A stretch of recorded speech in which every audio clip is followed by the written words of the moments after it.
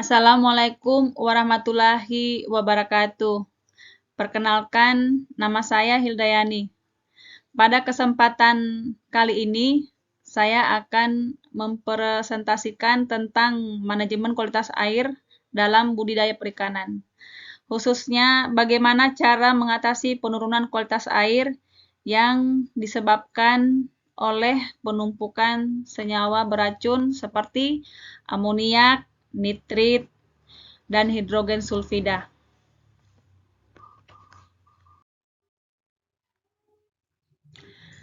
Dalam kegiatan budidaya ikan dan udang, kualitas air merupakan salah satu faktor terpenting yang menentukan keberhasilan.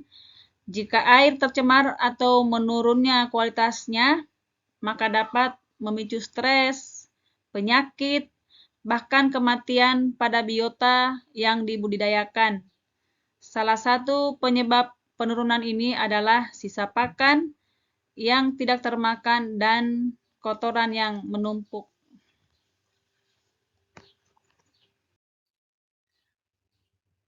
Untuk senyawa beracun yang terbentuk, 3 senyawa utama yang bersifat racun dan umum terbentuk di lingkungan budidaya adalah amoniak, nitrit, dan hidrogen sulfida. Amoniak, terutama dalam bentuk bebas atau NH3, sangat beracun.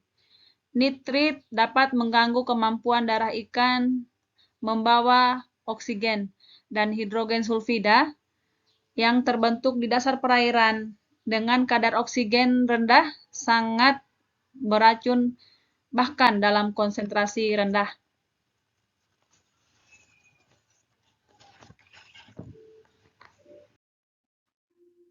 Dampak dari senyawa beracun tersebut, ketiga senyawa ini berdampak langsung terhadap kesehatan dan produktivitas ikan maupun udang.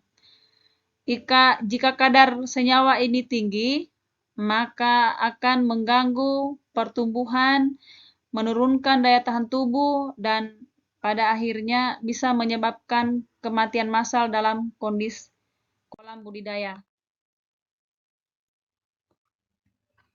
Sumber utama pencemaran berasal dari sisa pakan dan kotoran biota yang tidak terurai dengan baik. Kurangnya aerasi atau sirkulasi air menyebabkan akumulasi bahan organik yang terdegradasi dan menghasilkan senyawa beracun. Proses ini dipercepat jika lingkungan perairan menjadi anaerob dan kekurangan oksigen.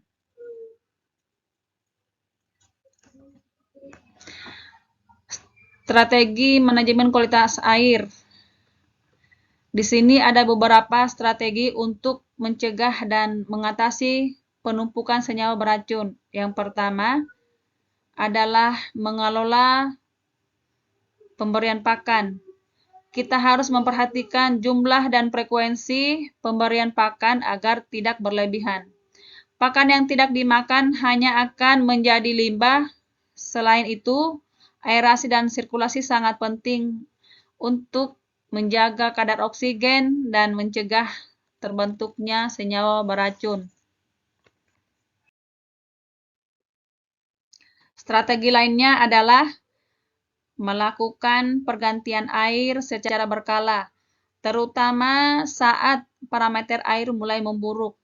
Selain itu, penggunaan biofilter dan mikroorganisme probiotik sangat efektif untuk menguraikan bahan organik dan senyawa beracun menjadi bentuk yang tidak berbahaya. Bentuk ini mendukung proses nitrifikasi, yaitu perubahan amoniak menjadi nitrit, lalu menjadi nitrat yang lebih aman. Pada slide monitoring dan rutin ini, untuk memastikan semua berjalan baik, kita perlu melakukan monitoring kualitas air secara rutin. Beberapa parameter penting harus dipantau antara lain oksigen terlarut, pH, suhu, serta kadar amoniak dan nitrit. Dengan alat uji cepat, kita bisa mengukur secara langsung dan mengambil tindakan sebelum situasi menjadi kritis.